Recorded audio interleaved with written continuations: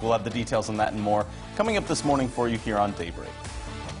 Good morning. Thanks for joining us. Today is Tuesday, July 7th. I'm Jennifer Abreu. And I'm Joe Morano here with you for another day. But if you're like Jen, maybe you're just starting off the week. Hopefully a lot of you at home had a nice Monday off, right? Yes, hopefully so. I schedule that just that way, you know. Oh, Friday yeah. off, I wasn't here yesterday. So it's my Monday, actually. Tuesday, but it's my Monday. And hopefully, yeah, everyone had a nice weekend, holiday weekend at home. Big holiday weekend. Hopefully everyone enjoyed. We're still waking up to some warm weather this morning, though. Meteorologist Elisa Rapp is here for us.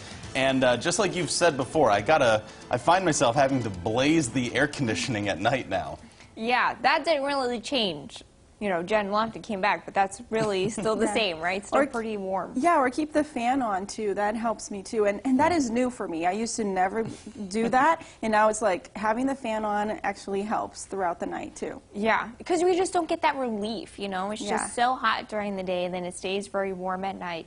And that's what we're dealing with this morning. You've got some dry roads in Branson, and it is very warm, with temperatures in the lower 70s again this morning. It's 72 degrees in Branson with some dry roads and some mostly clear skies out there this morning, but again, a very warm start.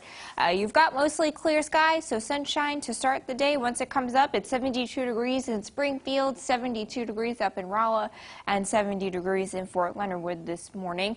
You've got dew points in the upper 60s and lower 70s, so it's another muggy start out there this morning with some oranges popping on that muggy meter map. You'll have mostly dry roads out there today. Some isolated storms are possible, but it should stay mostly sunny out there today. At the pool, you're looking at sunshine, highs up around 90 degrees, and an extreme UV index of 11. Make sure you drink lots of water and use that sunscreen. Isolated storm chances continue today. It stays pretty hot. Some healthier storm chances by the end of the week, and very hot as you head into next week. Details on that coming up in 10 minutes. Colleges are getting plans together to reopen next month in Springfield. MSU will have in-person classes this fall on August 17th, and OTC will return to the classroom on August 24th. OTC is mandating masks or face coverings for students, employees, and visitors in common areas of campus. Those are places like classrooms, libraries, and other large public spaces. For Missouri State, masking will be required in academic areas like classrooms and labs. Recreational spaces and dorm rooms do not have that requirement for now. There will be a final decision on that, though, by August 6th. I know that Missouri State has always had our best interest in heart, and I think being able to wear masks and, you know, requiring it in classrooms is going to be the most efficient way for all of us to be able to continue being on campus while also, you know, minimizing the spread. Another note, both MSU and OTC have also made changes to the academic calendars for the upcoming year. Those plus safety and sanitary guidelines for the campuses are available over there on ozarksfirst.com for you. A new COVID-19 case has been reported in a nursing home in Monette. The Barry County Health Department says it's at the La Coba facility. We don't know if this is a resident or a staff member who tested positive. The case is likely from community spread. The health department says the nursing home will continue to follow state procedures for cleaning, visitors, and more. Additional testing for residents and staff are being arranged, we're told, and there have been a total of 72 COVID-19 cases in Barry County so far. In Webster County, healthcare providers are offering free COVID-19 drive-through testing. You don't need to have symptoms or a doctor's order to receive it. If you want to get a test, you do need to bring your healthcare insurance information. Both the nasal swab tests for current infections and an antibody test for past infections will be offered. It's happening Monday the 13th at the Webster County Fairgrounds in Marshfield from 9 to 11 a.m. In news from our Capitol Bureau, Governor Parson is responding to violence across the state by signing a law that he says addresses violent crime. During a press conference yesterday, the governor says he wants Missourians to stand up for law enforcement. Some say this bill is a large step towards safety and justice. Others say this measure allows prosecutors to request longer sentencing without really addressing crime. With the things they are going through right now, if there was ever a time for all of us to stand up and make sure we support them, now's the time. Because I tell you, they feel like they've been beaten down. The bill comes after the governor traveled to Kansas City to support one of the two officers shot last Friday. The governor also says he wants a special session of the legislature to discuss violent crime.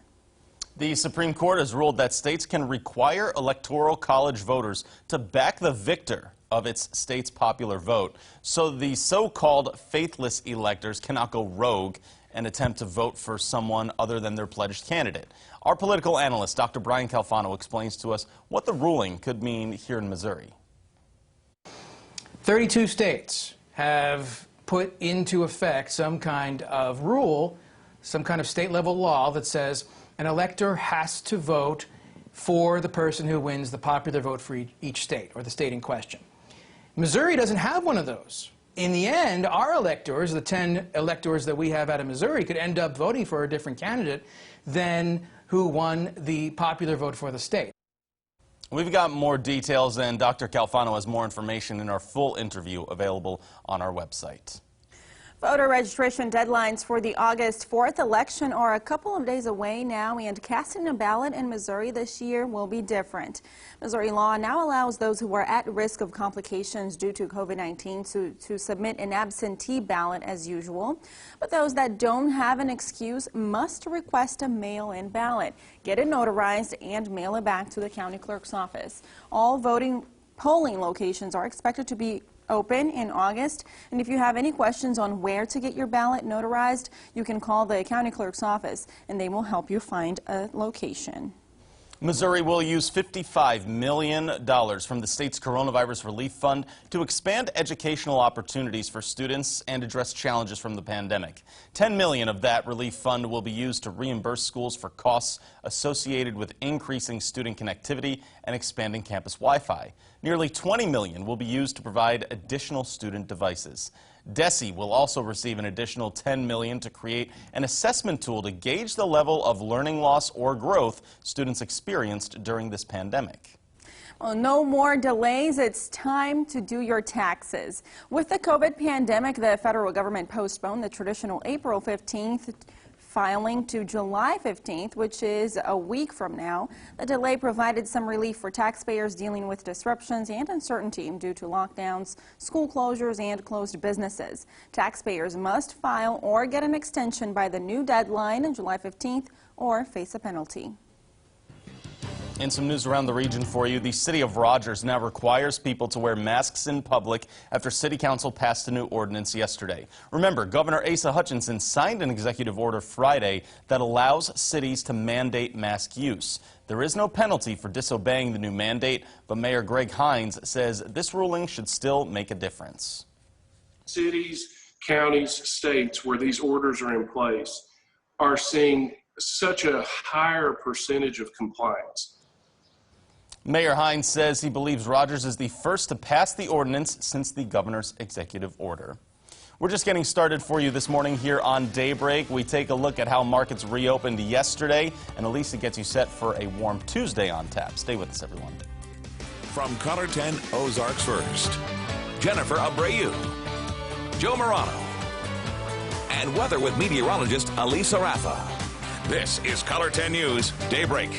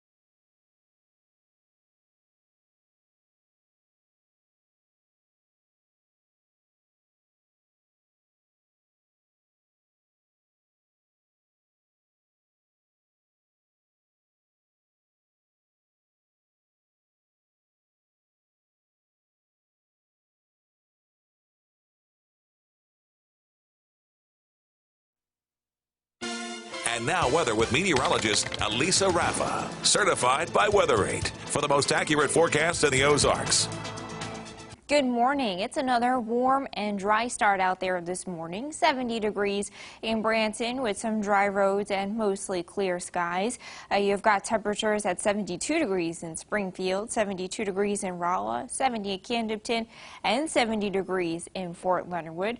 Dew points are very muggy again in the upper 60s and lower 70s, so it's pretty humid to start out there again this morning with these dew points at the top of the muggy meter in the upper 60s and lower 70s. So again, just another humid start, but it is clear, no clouds. You'll have sunshine to start out there this morning. The pattern really hasn't changed much at all since yesterday. You still have unsettled weather up to the north and west from the Dakotas and then up towards Minnesota, and then you still have that front to our south and east. That will be the focus for our storm chances today, that they could bubble on the heat and humidity of the day, very spotty, and the healthier chances will be closer to that front where some of that moisture gets pooled. But otherwise, hour by hour, you've got some isolated storms possible. Otherwise, we'll be mostly sunny, hot, and humid like yesterday with those highs at 91 degrees. Any storms that do pop will collapse once the sun sets. You're looking at some mostly clear skies with overnight lows around 70 degrees, and then by tomorrow much of the same pattern still doesn't change going into Wednesday. Sunshine and isolated storm threat in those highs around 90. So we keep things the same through tomorrow. Then as you head into Thursday and Friday, you find a bend in a jet stream that comes over the Ozarks, and that's going to track some storm triggers through the area where you'll have these little hiccups coming through because that path of storminess will be nearby. So that's going to generate healthier storm chances and maybe even some more organized storms that can organize into a line a little bit. No day is going to be a washout, but we might have these rounds of storms, especially on the overnights headed into the morning hours. So expect some isolated storms to bubble on the heat and humidity through tomorrow.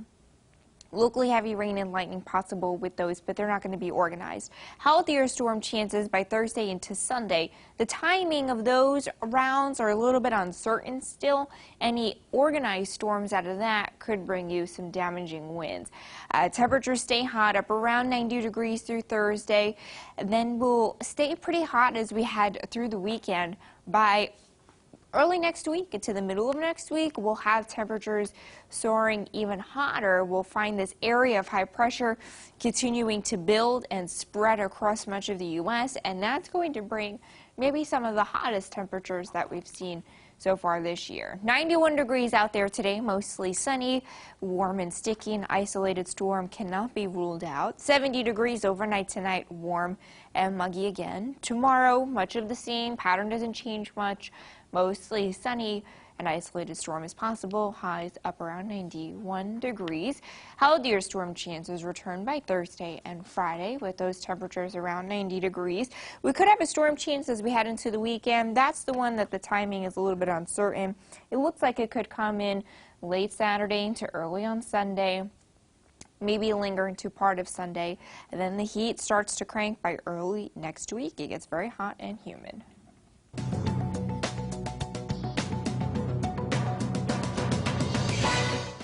Wall Street kicked off a new week in rally mode. The Dow jumped 459 points, the Nasdaq rallied 226, and the S&P 500 gained 49. The rally was led by tech heavyweights like Amazon, which closed above $3,000 for the first time.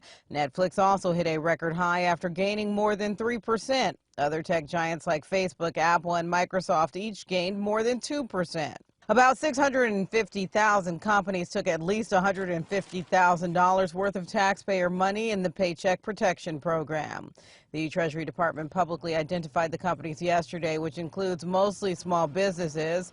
Kanye West's brand Yeezy, Alamo Drafthouse, and P.F. Chang's were among the notable names on the list. Overall, the program doled out 4.9 million loans for a total of more than $521 billion. A historic deal for Super Bowl MVP Patrick Mahomes. The Kansas City Chiefs and their star quarterback have agreed upon a record-setting contract of $503 million over 10 years. It gives the 24-year-old the largest contract in sports history. Previously, Los Angeles Angels center fielder Mike Trout had the largest, which was a 12-year, $426.5 million deal. And that's your CBS Money Watch report. For more, head to cbsmoneywatch.com. I'm Diane King Hall. All right, well, up next in sports, as you heard there, Patrick Mahomes is ready to call Kansas City home for a long time. We'll have more details on his record-setting deal with the Chiefs. He'll be around for more than a decade. We'll have those details for you up next.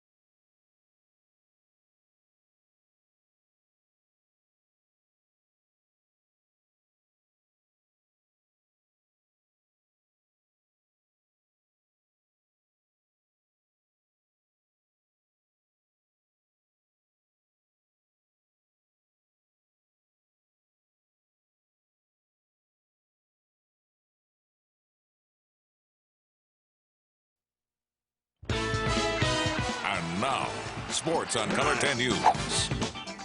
All right, you know the story by now. The biggest news in the sports world yesterday is also great news for Chiefs fans as KC has locked up its quarterback, Patrick Mahomes, who's agreed to a 10-year extension in what is the richest deal in pro sports history. It's worth $503 million in total, according to Mahomes' agent.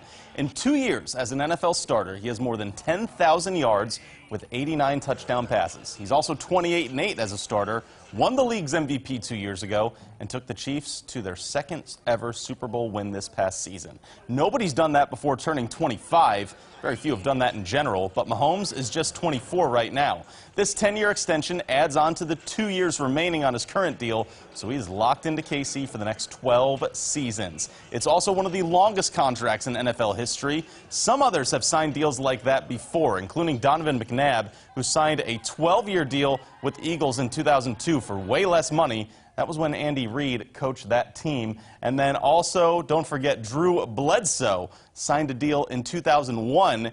He got one season into that deal before he got hurt, and then Tom Brady took over. You know how that ended for the Patriots. Anyway, big news there, no problem. In the baseball world, the St. Louis Cardinals canceled summer camp workouts yesterday because they cannot get their players' second COVID-19 test results back in time. It's something the Nationals and Astros also had to account for yesterday. There's been a little frustration in our camp in terms of getting some test results. And so Originally, we were hoping to have something back by early afternoon. Unfortunately, we have not received them as of yet, so we just thought we'd start fresh tomorrow and should have all the results and know exactly where we stand moving forward. That was Cardinals boss John Mozeliak that you just heard from. MLB also released its 60-game schedule last night. We're less than 3 weeks away from playing ball. The Cardinals open Friday night, July 24th, against the Pirates for a 3-game series, while the Royals will be on the road that same Friday in Cleveland. KC actually starts with a 7-game road trip. Thursday, August 13th, features that Field of Dreams game against the White Sox. Cardinals and White Sox in Dyersville, Iowa. The I-70 series will happen in late August in St. Louis and late September in KC. Elisa Raffa, I know you're excited that we're less than 3 weeks away from that baseball, right? The Yankees open in Nats Park against the World Series champions. In case anybody wanted to know, the Yankees also start on that Friday. Thanks, Joe. We are starting out very warm this morning. It's 70 degrees. With some dry roads and some clouds out there. You've got some mostly sunny skies. Once the sun comes up, things are dry to start.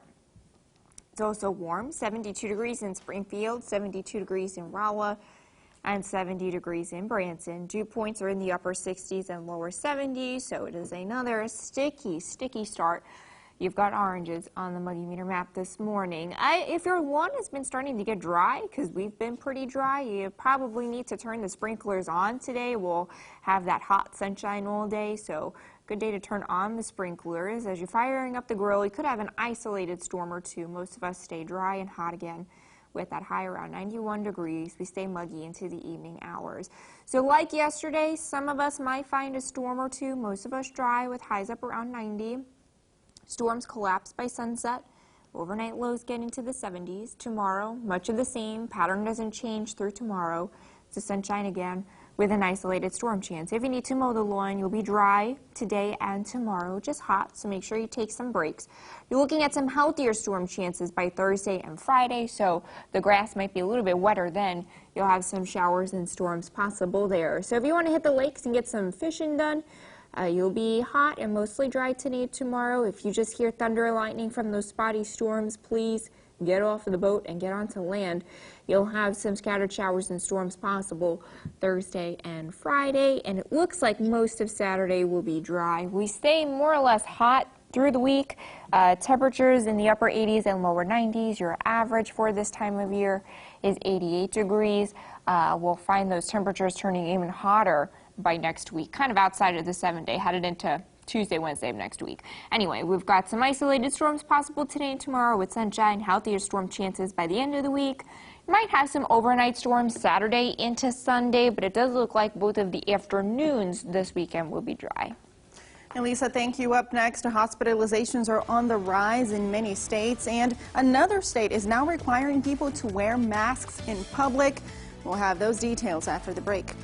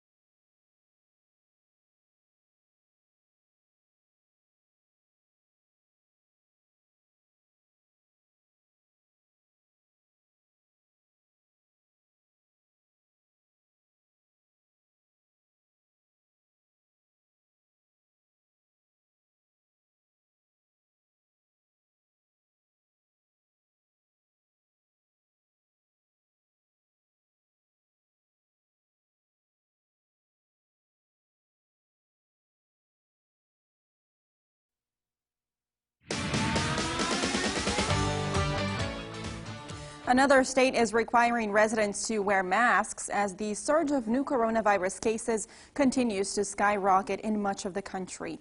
Hospitalizations are also on the rise in parts of Florida, Arizona, Texas, and other states. And deaths have now topped 130,000 in the U.S. CBS's Laura Podesta has the latest on the coronavirus pandemic. West Virginia is the latest state to require face coverings when in public. I know in my heart that if we don't, we're going to have funeral after funeral after funeral. Some people around the country still refuse to wear them. You are further pushing the agenda that is condemning all of us. Actor Tom Hanks, who had COVID-19 in March, said he doesn't buy the argument against masks.